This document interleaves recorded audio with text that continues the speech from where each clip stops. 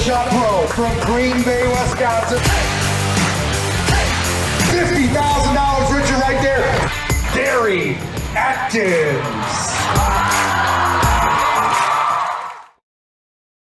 Good morning, everybody. Back on the TRS Live Podcast. This is a big day for us here, right? So I've got Kyle Carpenter with us, and as you just saw, the 2022 NPFL, National Professional Fishing League Angler of the Year, Gary Atkins, man. How's it going, dude? Going good. Thanks for having me.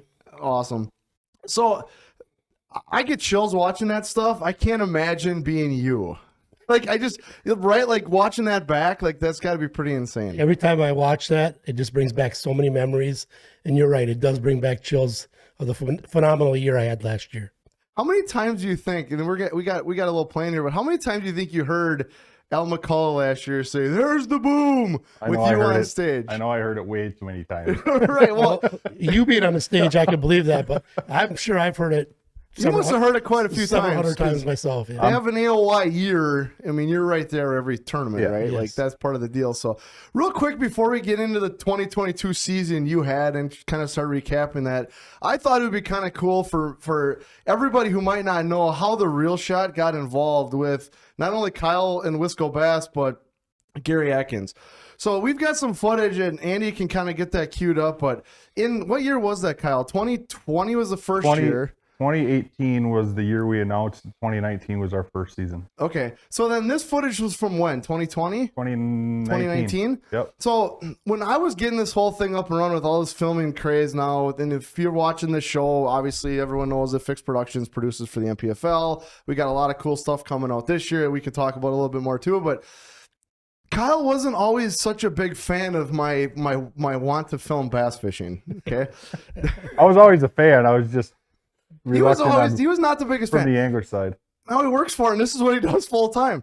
Anyway, it must not have been the world's worst idea. No, it was a good idea, actually. So this was kind of the precipice or the beginning of Fixed Productions, and all of this footage was what led us to get the job with the NPFL. Yep.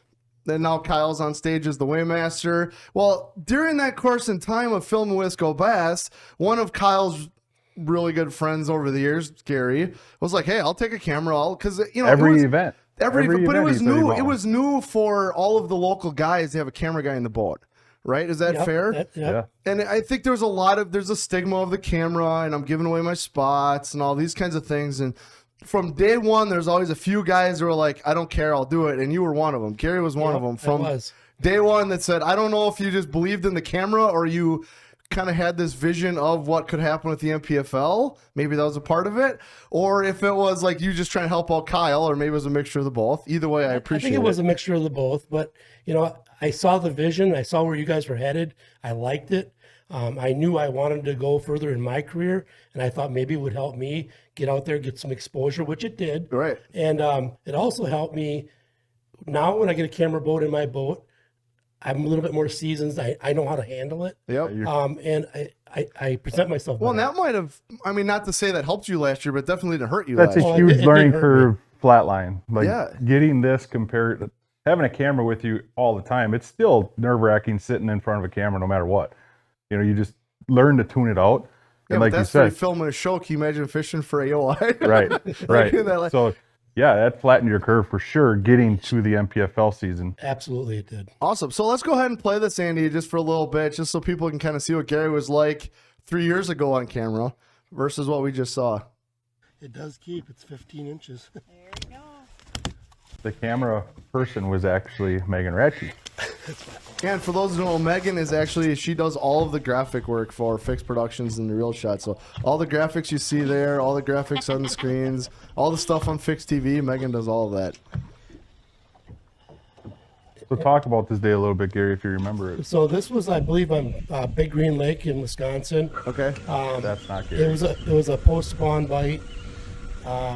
And I believe I was catching him on an A-rig and a jerkbait. Can you fast forward a little bit, Andy, just to see if you can find him again?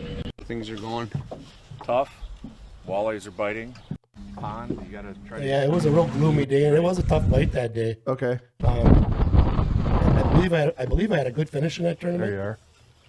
That's him right there. That's not Tyler. There it is. So we've obviously come a long ways with our filming and yes, a lot of even the camera equipment, which you've seen absolutely. evolve over time, and how we stream it, and all the streaming technology behind the scenes and everything. You never know. Wasn't even going to check it. Could mean something at I the don't end of the need year, Angler of the Year. It does keep. It's 15 inches. Yep, and I was still fighting for an Angler of the Year title that year. I don't believe I got it that year. I think you finished second. I think I finished second, and then came back the next year and won Angler of the Year. Yep. So come back to studio. So let's talk about that for a minute. So then, what was the prize for Angler of the Year when you won it? It was a sponsorship through TRS. Yep. To take it to the next level. Right, which $6,000 check, and I used it to fish the Bass Opens that year. Yep.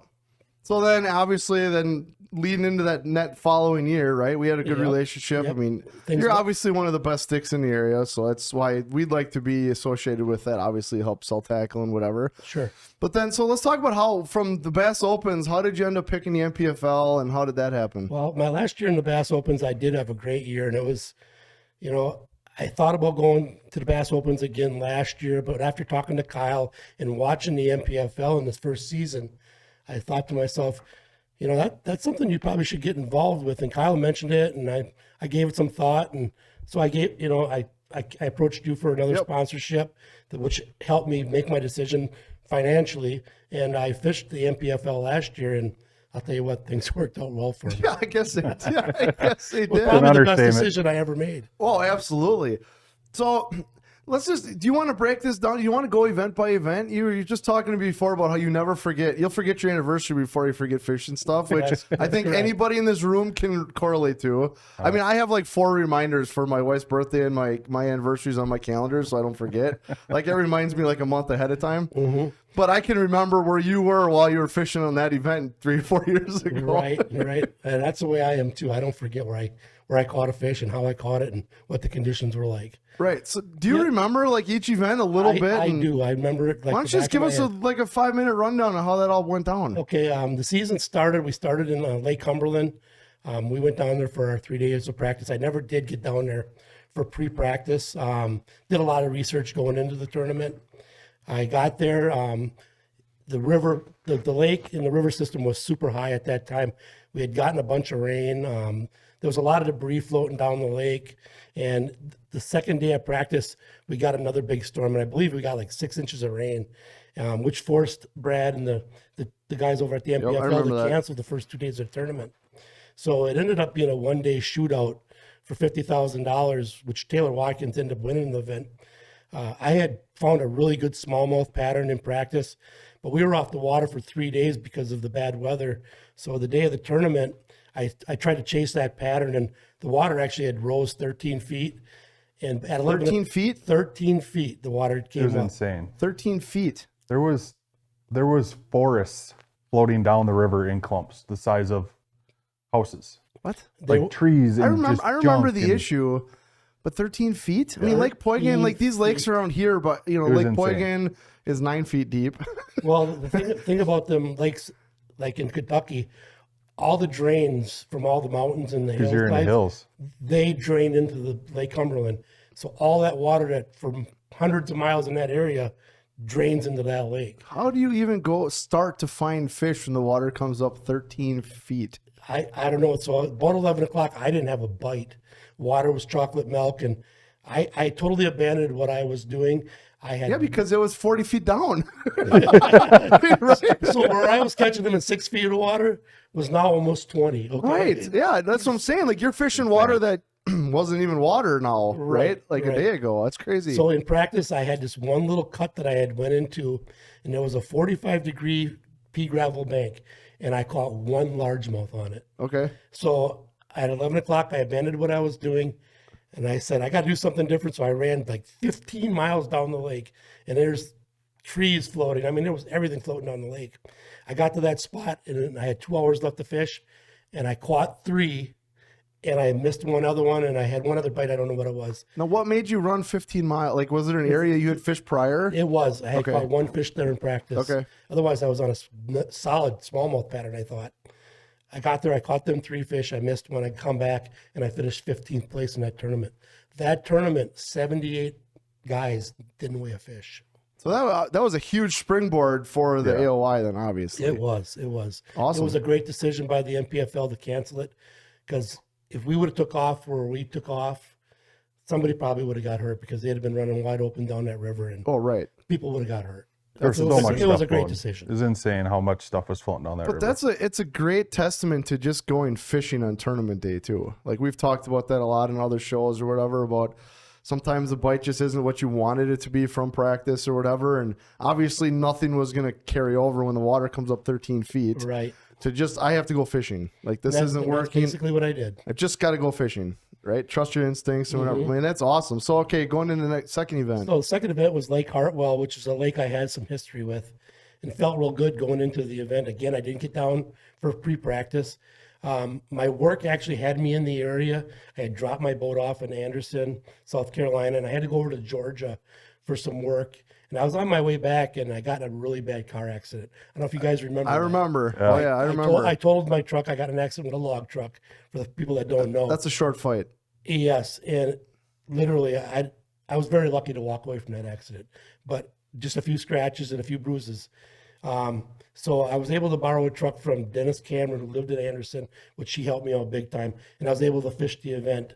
So I started fishing history my first 3 days of practice, and soon learned that it was different. The lake was different. So I threw out what I knew, and I just went fishing again, and I was able to find some fish on shallow points. They were up chasing shad. Okay. It was a shad spawn bite. And I finished 21st in that tournament. It was a great event for me. And I'll tell the story. I had a little bait in my pocket for 2 days. And I kept on telling myself, you need to tie that bait on. You need to tie that bait on. I never did. So the last day before of practice, at the end of the day, I threw it on the table at the cabin we were staying at. And it sat there for 2 days during the event. And I was doing well. I think I actually even got into 11th place the second day. But the last day, I was absolutely struggling. That morning, we were cleaning up the cabin because we were leaving that day. My wife picks up that bait and goes, "Whose is this?" I said, "The thing that's different about a Verbo vacation home." So I put it back in my always want pocket. the place to yourself. Well, about 11 o'clock again, I'm struggling. I got a limit, but a real small limit, and I'm getting all these big fish to follow my bait, but I can't get them to eat. So for some reason, I put my hand in my pocket and I felt that bait, and I said, "What do you got to lose? Tie it on." I put 30 fish in the boat the last 2 hours with that bait. Really? Had I used it the whole tournament, I probably would have won the tournament. Wow. God, I love this sport. That's why. That's incredible. I mean, just Now my sleuth my sleuth skills here. I'm going to assume there was some kind of soft plastic. You don't have to get into it. You don't want to give away the farm. Well, because right. But I'm just saying, if it's in your pocket for 3 days, he doesn't have any hooks on it, right? it does have a hook on it. Really, it does. But All right. But it's encased in the bait. Okay. It, All right. It pops up through a little slit in the top. Oh, okay. I'll All just right. leave it at Leave that. it at that. Fair enough. But Fair I'll enough. tell you what, I watched fish come from 20 feet away to eat this bait because the water's real clear there. Wow. And I was fishing shallow. And literally I called out every fish I had in that last 2 hours and weighed a pretty decent bag and finished 21st. Amazing. Wow. Mm-hmm. All right. So where were you? Do you remember where you were AOI then? Right now after two events? I believe I went to 14th place Okay. after 2 events. Okay. And I'm assuming that early in the year, the points are pretty close. There wasn't much separation between first and 14th. It wasn't. A couple of guys like Timmy Reams and some of the other guys that had really good events the 1st two, they were up ahead of me. But I was in 14th place at that time and slowly climbing. Not much of a gap. Well, AOI is definitely a marathon, not a sprint. Correct. I mean, because somebody's going to trip and fall, and then you got to be consistent, right? That's AOI in a nutshell. Yeah. So the next event was Watts Bar, a place I'd never been. And again, I didn't go down for pre-practice.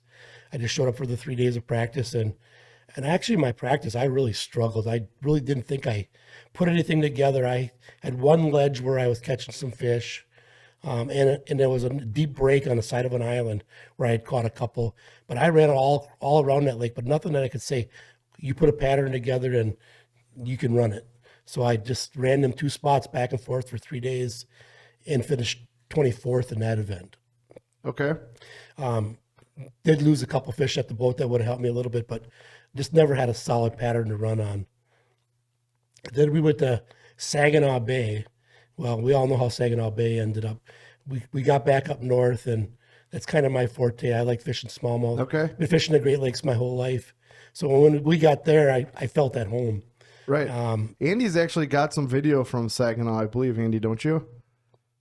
Oh, look at this. So you can keep talking. I just thought you could pull this up, and people are probably sick of looking at three fat guys sitting on a couch anyways. Right.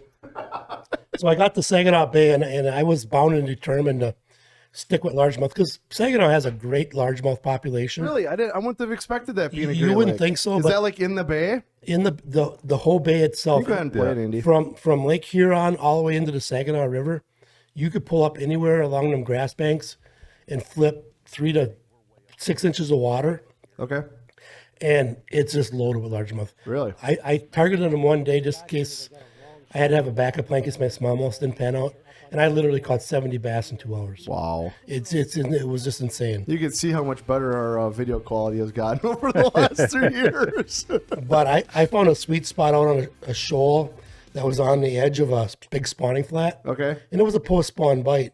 And I'll tell you, I pulled up that first morning. I made 30 casts. I caught 30 smallmouths. Really? Yeah, it was insane. Now you're obviously a pretty well-versed bay angler, but maybe well-versed isn't the right successful bay angler. How much does the Bay of Green Bay carry over to Saginaw? Quite a bit, actually. Okay. It really did. I was targeting them the exact way I would target them here on the Bay of Green Bay. Okay, awesome. Yeah. All right, so and I was looking for them in the exact same spots I would look for post-spawn fish. really, okay, well that definitely helped. So it definitely helped me. So where did you end up finishing then with Saginaw? I ended up winning that event. You won Saginaw. Yes. I knew Yeah. that. I'm just letting you. I Should have know. brought your trophies in, dude. So we from could have that- hid behind your trophies. So Those I things went. are huge. I believe I went from 14th to 7th place in AOI. That's huge. No, 2nd place. See, I saw a video. I saw a video you holding those up. Those trophies are not light. No, No, they, they're Are you just jacked, or is that just all adrenaline? that's mostly adrenaline. That, and they gave me a black rifle. Some Black Rifle coffee? Yeah, they did. They gave me an espresso, and I drank it in the weigh-in line. Okay. And when I got up there, I was like wired. And then when awesome. you ended up winning by what, 5 ounces or something? 4 ounces. 4 ounces. 4 ounces. Because I've seen that video, you holding that thing up over your head. I mean, I don't know how much those weigh, Kyle, but they're not light. They're like 35 pounds. Yeah, right. they're- I mean, they're okay, so it's not they're super light. heavy, but you don't want to drop it either. That'd be No, embarrassing. and the top piece of it detaches from it. Yeah. So it's kind of awkward too, you know. Yeah, it is. They're cool trophies, though. They're really badass. That's the best trophy I've ever seen. I don't know if Brad designed that or whoever, but they're awesome. Yeah, that's like the best trophy in bass fishing. Yeah, they're super cool. Yeah, that's cool because you can take it apart and just hang the Plaque if you want. plaque itself, like Oh, the, so you the could take shield itself. Okay. Was it you can designed take for that off the base. purpose? You could Yeah. take it off the pedestal and hang it on the wall, Yeah. basically. So you can hang it nice. right on the wall if you wanted to. Great design. Okay. So let's back up a little bit. So Yeah. so after Watts Bar, I was in 14th or 7th place. After Saginaw, I went to 2nd place in AOI, and then that brought us to Lake Erie in Sandusky. And again, I feel like I'm at home. Well, I was gonna say, like, having 2 Great Lakes events is kind of right up your alley here. You know, and I had a bad first day. I actually broke down on the water, so I only fished 2 hours the first day. Weighed 19 pounds and was in 17th place. Getting away in line, I walk over by him. He's weighed in early, so before the weigh-in started, I'm like, "What do you think you got today?" He told me the whole story. He goes, "I got like 15 pounds." I'm like, "Yeah, right." Because you could see them. Yeah, like he opens the live well. He's, I got like 15. Gary's 15 pounds is 19. Right. But you could probably pull it over on a lot of guys, just not him. Yeah, I know. I You know can him look in too the well. live well. I mean, there's probably very few guys in the country that see more bass come across the stage than Kyle. Right, and I have Between Wisco and the MPFL, Yeah, you see a lot of bass go across you know, the and stage. I don't weigh my fish. When I go to culling, I use a balance beam. Okay. I don't weigh any of my fish, and I historically underestimate what I have. Oh, that's okay. But That's I don't fair. want to be that guy that says I got 20 and I only got. Shows up with 15. Yeah. Right. You don't want to George Eastman it. I don't want to do that. Right, So fair. I historically say I got less than I really do. Okay. So I get I out. think that's a fisherman trait in general, Yeah. if as you're it- smart, As it should be. as it should be. So I had a bad day the first day, broke down. I fished for 2 hours, get to 19 pounds. I'm in 17th place, and I'm thinking, and then Scott Siller, he had 26 pounds that first day. I'm 7 pounds back, thinking, there's no way I'm going to fight, get back in this one. Right. I go out the next That's day. a huge hill to climb. I go back. I have a good day the second day. I weighed right at 23 pounds, and Scott only weighed 21 pounds. So I gained 2 pounds the second day. So now I'm looking at just under 5 pounds, and I go out to that last day, and I had a phenomenal day. I mean, I caught the snot out of him, and I weighed almost 24 pounds in. So I'm thinking, well, if he had a real bad day, I might have a chance. Comes out, I finished second in the tournament after being in 17th the first day, and I just missed out by about 1.5 pounds of winning that event too. Wow. Now you said you caught the snot of him on day 3. Was it position changes or was it just bait changes I mean like location? Not I was position, making a long run that first day over into Canada, and in practice I caught some giants there, and that's what brought me there. The second day I went there and they were just gone, so I bailed on it. And I had a secondary spot where there was many more fish, but size wasn't there. Yep. But for some reason, that size had changed over a couple days of practice. And I went there, and the second day, like 3/4 of the day, and I located a school. I was catching on my way that nice bag the second day. I went right to that spot the third day. Okay. Spent all day on it, and I was able to catch some really What do they say? fish. Luck favors the prepared? Right? I mean, You make your own luck. well, you know, I think a lot of guys make mistakes when they pre-fish about just hammering certain areas way too hard. And they don't have those second and third spots that, you know, the fish might be coming to versus where they were, that type of thing. Mm-hmm. And that's what I kind of meant about being prepared, is having more in your arsenal than just like one core area kind of a deal. Right. And I was real lucky. I had that spot to myself. There was a couple fishermen in the MPFL that pulled up on it, saw me there, and they left. Oh, awesome. So huge. Did you have to flex on them, or did they No, just out of no. respect? Huge respect to them guys. You know, they knew I was fighting for Angler of the Year. Awesome. They knew I had contention to win. I was in contention to win the tournament, so they let me have it. So this was tournament 4 or 5? This is tournament 5. Tournament 5 of 6, correct? Yep. Okay. And after this tournament, I took the lead in the AOI. Okay, so you went into the last event of the year with the lead of AOI in the AOI. Correct. Is that video you're talking about, Andy? That you have that AOI head-to-head video? It's called Angler of the Year AOI Final Showdown. All right, let's watch that real quick. All right. I'm sure Gary would hate to watch it again. Because if he's anything like me, he's probably watched it about 400 times already. I have not watched it since the day after we took it. All right, here we go.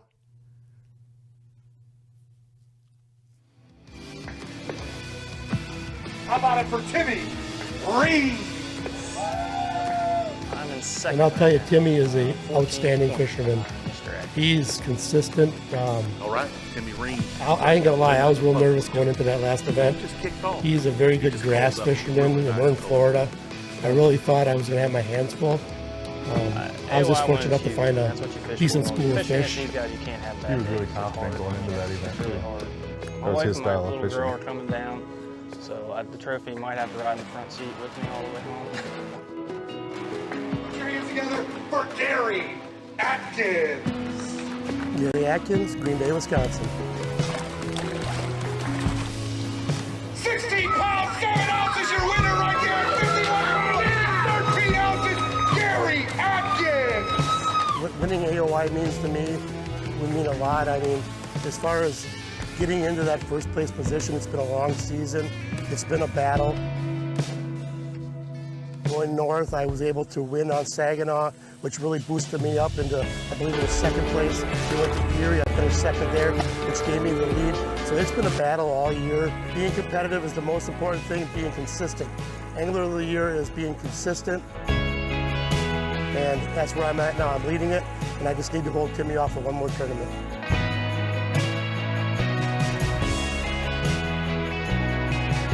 So we obviously know how that ended. So now let's get into that event a little bit. Like coming into this, how big of a lead did you have in AOI? I believe it was 11 points. 11, so almost nothing. It was tight. I mean, I knew I had to be on top of my game going into that last event.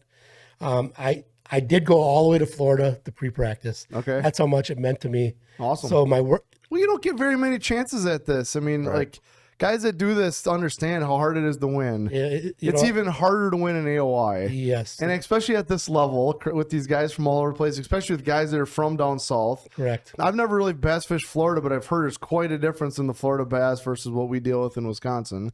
Right? So, I mean, getting this close, I mean, you almost have to. Like, you know? So I went down there for pre-practice. I talked to my boss. I was out of vacation time. I says, I got to go. And he goes, I understand. He goes, go ahead, take the time you need. That's awesome. So I ran down there and I fished for 4 days.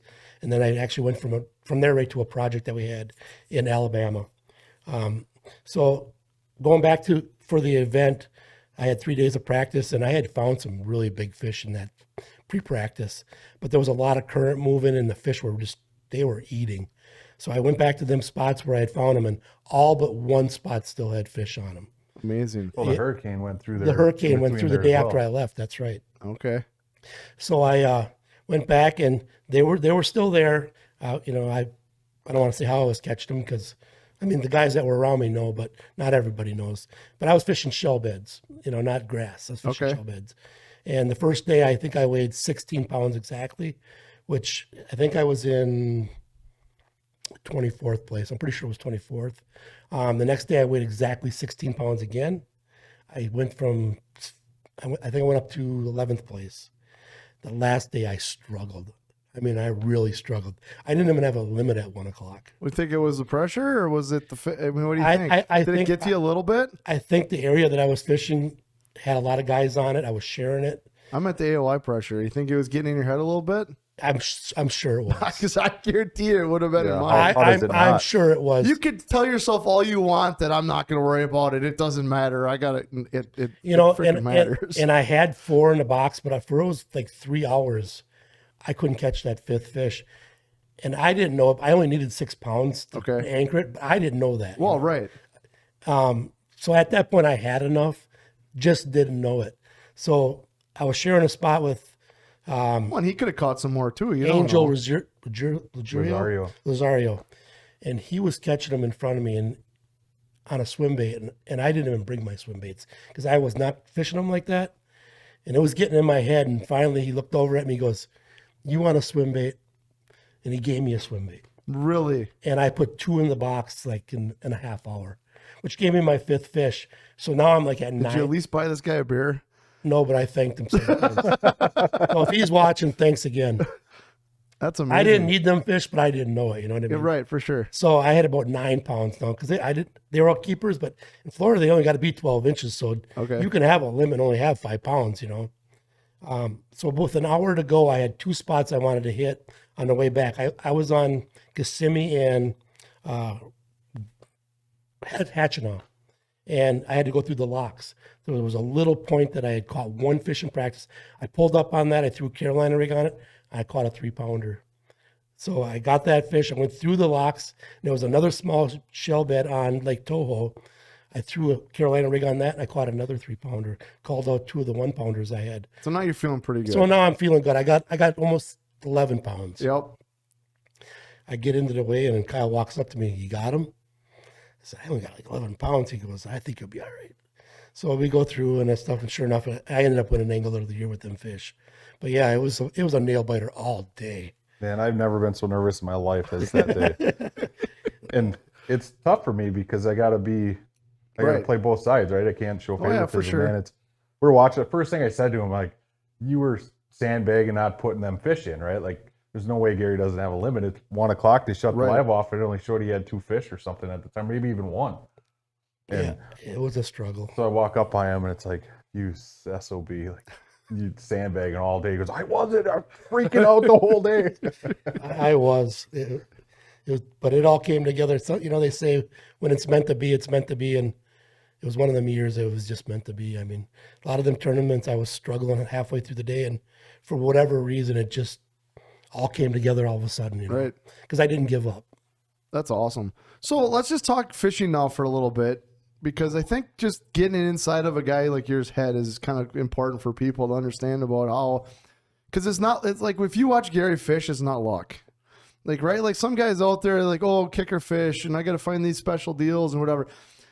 That's getting lucky, right? When you do what you do, we're kind of beyond luck now, right? There's either a certain sixth sense you have that allows you to think like the fish, or like, what do you kind of contest that to, right? Do you see what I'm saying? Because like some guys can get on them once in a while, right? And some guys can consistently get on them. What do you think the biggest key for you is to consistently be on them? Because like we said before, like you're fighting for AOIs on Wisco back-to-back years, right? You go on the Bass Opens that year. You're on camera that one day. Where was that, Thousand Islands? I just missed making the elites that year. Right. I had one bad day. on Lake Oneida. Had I not had that one bad day, I'd be in the elites right now. Right. So we're sitting here with a guy who's like consistently putting big fish in the boat all the time, all over the country. What do you think is that big key? Like mental? I'm assuming it's mental, maybe not. What do you think? I think it's really the time I've spent on the water. I've been tournament angling for almost 20 years. I can't tell you how many days I've spent on the water, but I try to learn something new every time I hit the water. It's gotten to the point now where when I catch a fish, it's like I can almost tell why I caught it. I mean, how I caught it, why I caught it, and why that fish was there. And I just, like I was telling you in the beginning of the show, I don't forget. There's things I forget, but fishing's not any part of it. So so if you're breaking down your practice, and you did a proficient series with us on the was that the Wolf River? The Wolf River. On the Wolf River last fall, which is on Fixed TV. So if you haven't subscribed yet, go subscribe and watch Gary. I'm sure we'll probably do another one this year with you up on the bay if you're open to that. Yes, absolutely. Your sponsor might twist your arm. Okay. Just saying. But anyway, so from a practice standpoint, how many, like we talked about having those backup plans, right? Like here's my number 1, my number 3 spots, all this. Like when you're pre-fishing, because how many days of practice do you get in the MPFLs? 3 days. So how many fish do you need to catch in an area before you're like, okay, I got this area figured out, I'm gonna go find another one? Typically one fish, Okay. 1 or 2 fish. I am not the guy that's going to sit there and win practice. If I catch a fish on the spot, it's a dot, I move on to the next.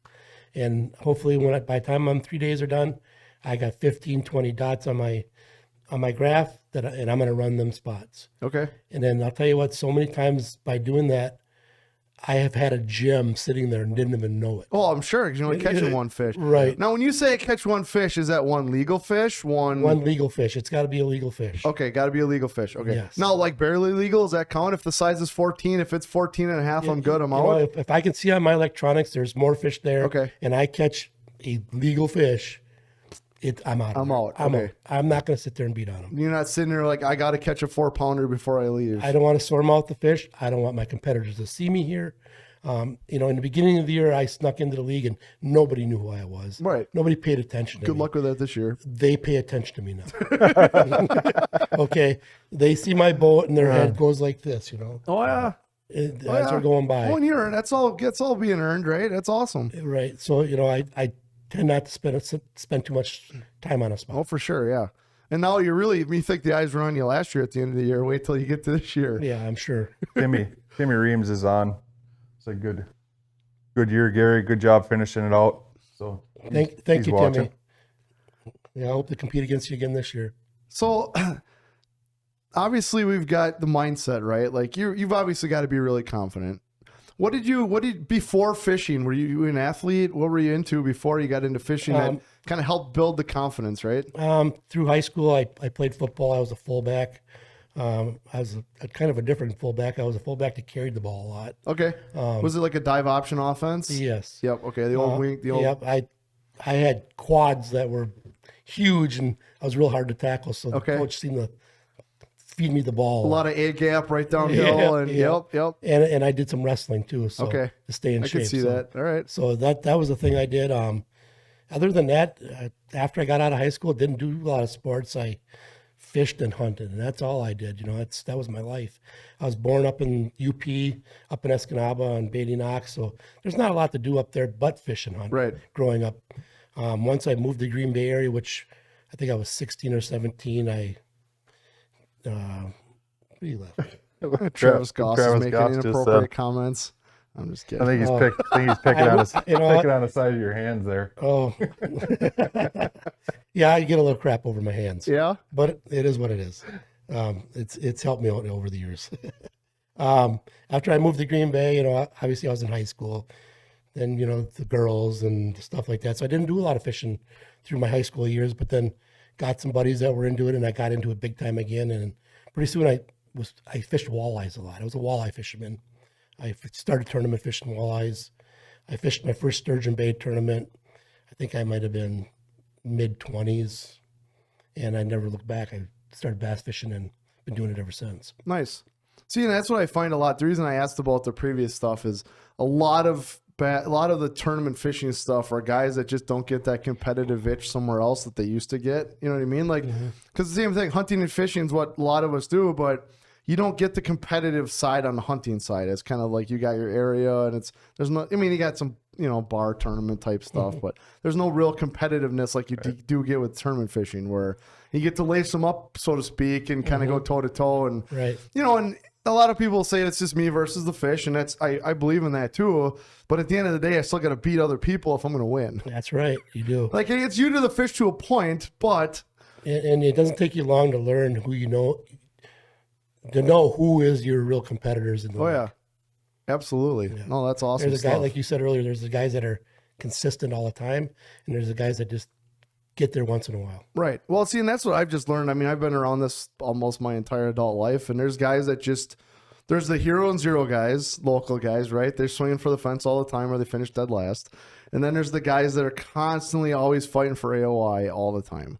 Those real consistent guys. Those are the guys that I always look at is, you know what I mean? Give me the top 10 in those AOIs, and those are the guys that I really want to try to emulate, so to speak, because those are the ones that are always putting fish in the boat all the time, right? Because if you're on the worst day ever you could be on a lake, and maybe you can talk to us a little bit, the worst day ever you're having, somebody's going to bring them in. Oh, yeah. Every time. Right? Somebody's on that same body of water you are, where you're sucking, and they're catching them. Yep. Right? So you got two choices. I mean, the weights might be down, but there's always going to be that one or two guys. Always. That are going to have that bag of fish. So is your mindset, like, I'm going to be one of those two guys every day? I go into every tournament feeling I can win it. Yeah, absolutely. It's positive attitude.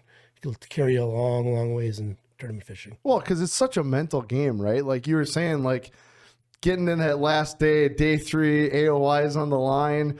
Like, it's hard. You got to be mentally in control of yourself, or it's easy for those wheels to come off. Yep. And I was getting into my own head too, Oh, yeah. And then when I'm watching guys around me catching them and I'm not getting bit, it got in my head, but I pulled it off. That's awesome. One thing you're really good at, Gary, and you know this already, and it worked its way out this year on the MPFL, is you stay away from the crowd as far as dock talk as well. Like, you will never, when you and I fished together, it was always the same thing. Like, you'd always stay away. I was always mingling with people, and you were always keeping to yourself. And, we called you Grandpa Gary, picking on you all the time, because we'd go out drinking, we'd go to Gunnersville, and Gary was always laser focused and wanting to beat everybody. Right. Traveling alone is a big deal for you with that as well. Yep. And that is a big part of my game, is traveling by myself. I tried traveling with other people a few times. And what happens there, at least for me, is you start listening to what they're doing, right, and how they're catching fish. And then you find yourself trying to change your game, trying to catch them how they're catching them. And I got away from that. And then when I got away from that and I started catching them the way I catch them, the way I think, my game changed. And I've been such a better fisherman because of it. See, I've thought the same thing over the years too, is getting away. The dock talk thing is just like, I don't really want to, I'm not trying to be standoffish, but I don't want to have to lie to you, because if you ask me what I'm doing, I'm not going to tell you. Right. Yep. And then on the flip side, I really don't care what you're doing, because I don't need to worry about you catching fish 10 miles from where I am. That doesn't help me at all, which is right. What you're saying, right? Exactly what I'm saying. That's awesome. Mm-hmm. So we got like 10 minutes left here, so let's get behind the scene. I'm going to pick Kyle's brain here. I want some behind the scenes of Gary Atkins that Gary is not going to tell us, that isn't going to put him in jail.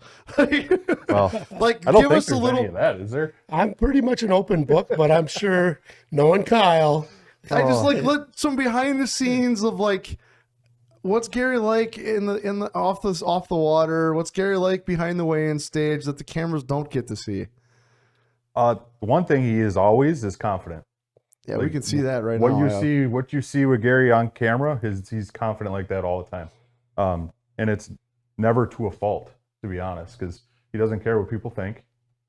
He's fished with me for too long he usually let me do all the talking to people, and he's good at it. He's very good at it. I remember the guy in northern Door County when I asked him if he wanted to just use our boat. Yes, I remember that. Yeah, there was some good times. Was he a little close? Oh my God. Ran both of our lines over twice. Oh, really?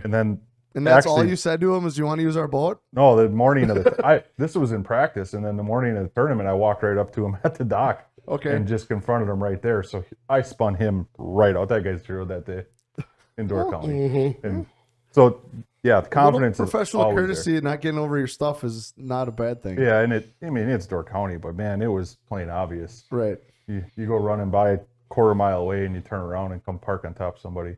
But that's me. That's not Gary. His confidence is always there. At times he's shy. Like going into a new group of people or going into a meeting, a rules meeting, he's shy and you get nervous too. I do. You chew top your fingernails off. Yeah. I'm a nervous wreck. Yeah. There's days like going into, I remember one tournament in lacrosse where I couldn't get there until Thursday and he gets there and he's like, don't even worry about it. We're going to go look for new stuff because I already found the winners. We're just going to go to them on tournament day. So we went out and got really drunk that Thursday night. The night before, the last day of practice was Friday. And like the confidence he had, it just pushed on to me like, okay, I don't even need to worry about it. We go up day one and crack 19 something pounds and we're in, I think, second or third place. And we didn't even swing on them. We were done fishing by 9 o'clock. Did you win that one? No, we were second. Yeah. Not by ounces. Yeah. Well, that's about as close as you can get. Right. Yeah. And day two, we only had a window of about 2 hours where we had to be back up to lock up. Otherwise, we were going to be late getting back in. But that confidence just carries over to everybody that's around him as well. You know, have you ever been confident enough in a bag that you had that you just sat there and waited to weigh in last in one of these local ones? Not last, but no, but towards the end, yeah. I did that one time. I knew I had it one time, and I literally pulled off on the river and just sat there. I've never been that guy that wants to sandbag to the end. I just did it once because I knew I was going to blow everybody out of the water. Yeah. I just knew. I mean, I left early and found my dad and drove a big circle around him at noon, and as I was heading back in at 25 miles an hour because I knew it was over. Yeah. Anyway, I got to do that once. I've always tried to pride myself in not being arrogant. Yeah. Be humble. Remember where you came from. It's different when you're kicking your dad's butt, though, right? Right. Just a little bit. Just a little. You got to rub that in. Just a little. Oh, shoot. But yeah, it's just always confidence and time on the water. Like if you want to know where Gary is on a Friday, Saturday, Sunday, if he's off, he's on the water. Or in the deer stand. Yeah? You like deer hunting a little bit? I love deer hunting. Well, good thing Trotz isn't here today. Hopefully he's feeling better soon, but otherwise we've been this deer hunting tangent for the next 25 minutes. The MPFL schedule and then the open schedule the last couple of years kind of kept me out of the woods during the rut and stuff, but yeah, I love deer hunting. Nice. So we got a couple minutes left here. Biggest secret about Gary Atkins that nobody would know, that nobody would think, that you're willing to share? I got one.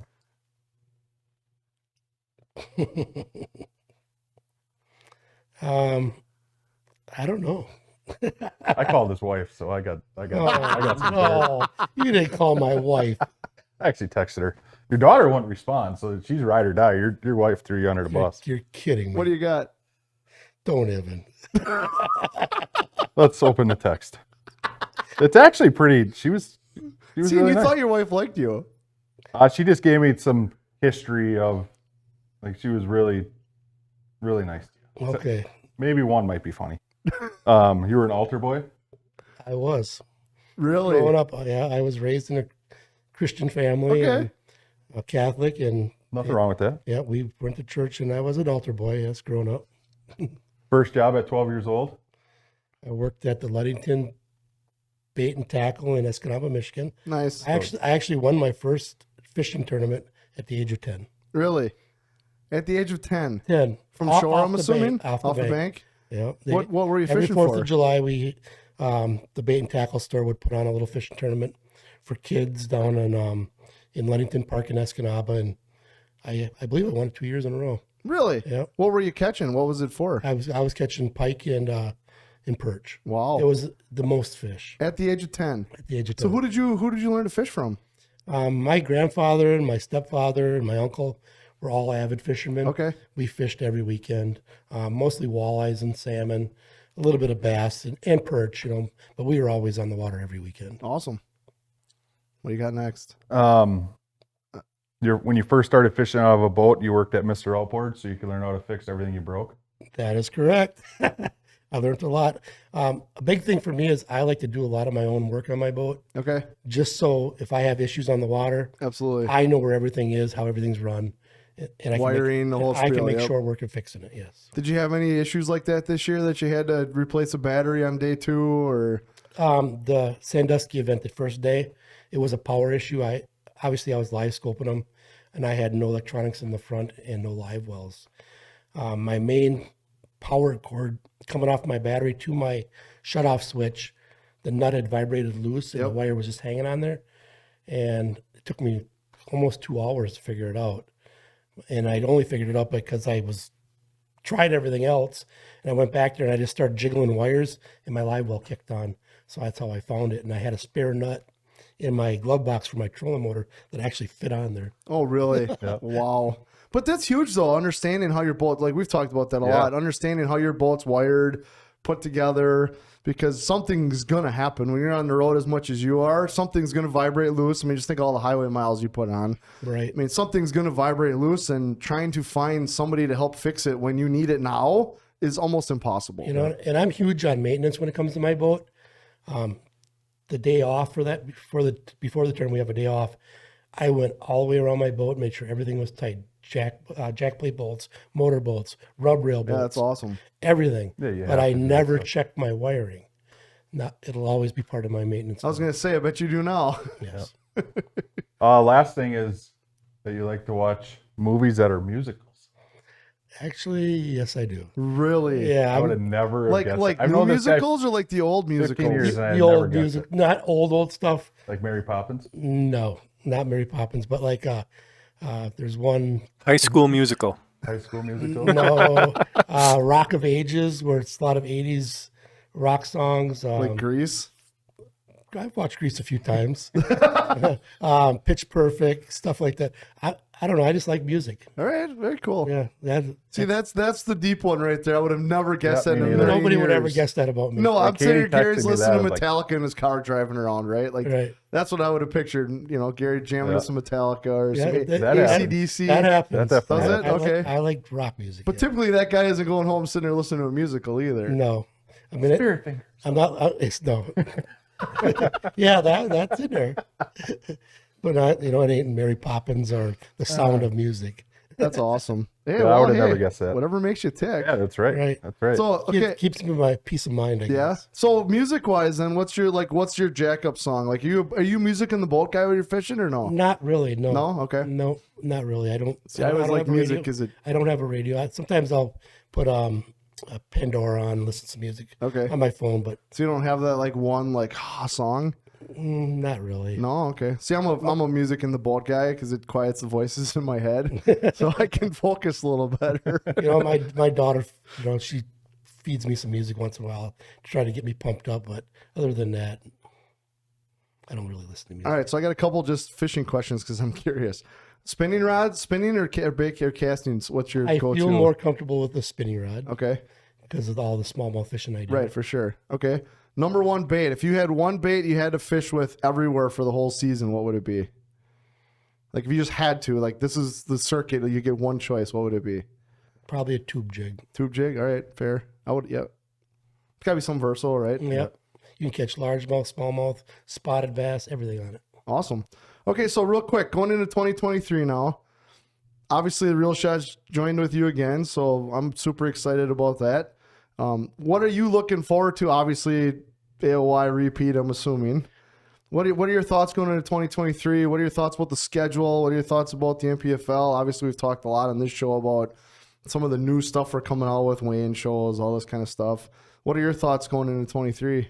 For 23, first of all, I'm looking forward to defending my AOI title. I'm pretty jacked up about the schedule. I think it suits me pretty good. Yep. We're going to some great fisheries. We're going back to Saginaw Bay. Really excited about that. I'm excited about the stuff I heard last week about fixed productions. Obviously, fixed production is a big part of the NPFL. I'm going to tell you a little story. I was actually at a work meeting in Georgia just a few months ago, and we were going around the table introducing ourselves, and I introduced myself. And a guy across the table from me goes, "You're that Atkins diet guy." And I looked at him in shock, and I go, "Yeah, how'd you know that?" He goes, I've been following the MPFL for 2 years now. Really? He goes, I'm an avid bass fisherman. I don't fish tournaments, but I watch it. He goes, the MPFL and that fixed production, what a great job they're doing. Oh, awesome. He goes, I think they're one of the best broadcast and one of the best tournament run circuits out there right now. That's awesome to hear. I mean, so it's resonating through the country. And That's for him huge. to know who I was. Right, for sure. You know, I never met the guy before, Right. but yet he knew who I was. Okay. So my name's getting out there. Awesome. So that's awesome. Good for you. Yeah, so I'm really excited about 2023. It's going to be a great season. There's some big changes for me this year. I changed boats, I changed motors this year. What are you running? I'm running a Camus now and a Mercury. I've been a Skeeter Yamaha guy for almost 20 years. Oh boy. But Welcome to the dark side. Yeah, with success comes opportunity, and I took advantage of it. Yeah, good for you. U.S. Trade's another one of my sponsors. I can't say enough for what they've done for me as far as helping me financially and helping me at work, because they're a big part of what I do at work. Also, great company, PH Custom Lures. He and I are working together right now. We're actually designing a spinner bait that's going to be my signature spinner bait. Nice. It's going to be called the G-Hammer Blade. Okay. But it's a spinner bait. We're working on it. It's going to come out in the next couple months here. After you win a couple tournaments on it, or what? Yes. I'm hoping that I can use it on Pickwick, because I know it's a big thing on Pickwick. So I'm excited about that. Just a lot So of... you're going to have them you're going to be fishing them at Pickwick? Yes. I'm hoping to have them for Pickwick. We're working on them now. So, yeah. Nice. Yeah, so I'm excited. It's going to be a great year for me. Is that the first bait you've designed, like from scratch? Help design, yes. What's that process kind of like? I've never done that. What's that like? Well, I don't know if Phil Hunt over at PH Custom Lures, he's a great lure designer. He's big into balsa crankbaits. Okay. He's got his own jigs, and he's all over the place. Glide baits. Him and I have been friends for close to 20 years. We met back when I was fishing the Rayovacs FLW stuff. Met him at a hotel, competed against him. Pretty soon we were rooming together and became friends, and been good friends ever since. So he sponsored me the last few years. Great guy. But as far as designing the bait, he was going to come out with a spinner bait, and he wanted to know what I liked in a spinner bait. So I gave him what I like in a spinner bait. It's hard to find a spinner bait that's got everything, the right blades, the right wire thickness, the right line tie.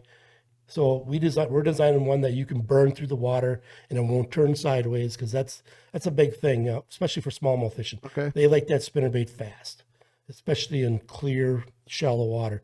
So we designed one that's going to be able to run through the water. It's going to have a hand-tied skirt on it. See, it's going to be a great spinnerbait. Awesome. I'm looking forward to that. That'll be fun. Yeah, me too. So hopefully you get a camera in your boat at your first event. You probably will. I don't know. Pickwick, Who knows? Get a camera in there. People can get a little sneak peek if they're watching the live stream, maybe. And spinnerbait's kind of a lure that's kind of lost a lot of, recognition over the years. Well, with the bladed jig and. Well, I was going to say, it kind of feels like fishing a community spot. Like, it's almost like if I catch a fish in a spinnerbait, am I really trying? But I'll tell you, you get that right? Like, how many big fish? How many big smallmouths have we caught on spinnerbaits? Giants. Too many to count. Too many. No, but it's that. I think anglers as a whole, it's like spinnerbait. It's like, okay, that works, but that's just not hard enough. I need to challenge myself more. Yeah, it's gonna be. There's times you can't beat it. Oh, I'm sure. Especially with Great Lake smallmouth. Yep, and a shad spawn. All right, awesome. Yep. Any other last things before we wrap this one up? Nope. Just excited to start 2023. Big shout out to TRS for the sponsorship again this year. Excited, looking forward to representing you, and just want to get the season started. I'm biting at the bit. Awesome. Well, I know you're going to be on some other shows that we've got cooking here. We're going to definitely take advantage of you and everything that you've done, in the fishing industry to try to obviously help us. And I can't thank you enough for how well you promote the Reel Shot. That's awesome, man. So, Kyle, any last words? No, best of luck always. Again, I'll be traveling. I was going to say, see him on the stage, right? We'll see you, and hopefully we're seeing you on camera the second day and see you on stage on day one with the giant bag on Pickwick. Yep, I sure hope so. Awesome. Well, looking forward to it. I appreciate everybody tuning in today. If you got other questions, you can submit it to us. We can get those to Gary. If we probably get Gary on here again, maybe even before you head out, just another month or so, just see what happens and what you're thinking about going into that first event. We could spend that whole show just talking about Pickwick and what your thoughts are going into it and what your game plan might be. Yeah. I'd be interested. Yes. All right, sounds good. Well, thanks everybody. We will hopefully Matt's feeling better next week and we can get back on the road here Monday morning, 9 a.m.